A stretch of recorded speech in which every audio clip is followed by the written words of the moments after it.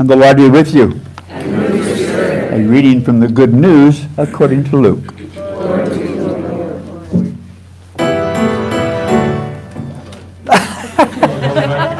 A new song?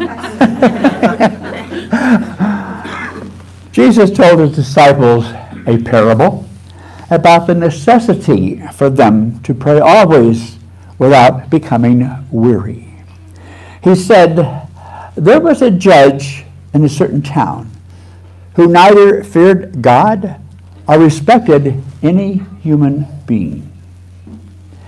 And a widow in that town used to come to him and say, render a just decision for me against my adversaries. For a long time, the judge was unwilling, but eventually he thought, while it is true that I neither fear God nor respect any human being, because this widow keeps bothering me, I shall deliver a just decision for her, lest she finally come and strike me. The Lord said, pay attention to what the dishonest judge says. Will not God then secure the rights of his chosen ones who call out to him day and night?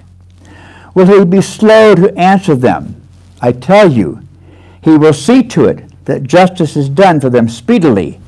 But when the Son of Man comes, will he find faith on earth? The good news of the Lord. Praise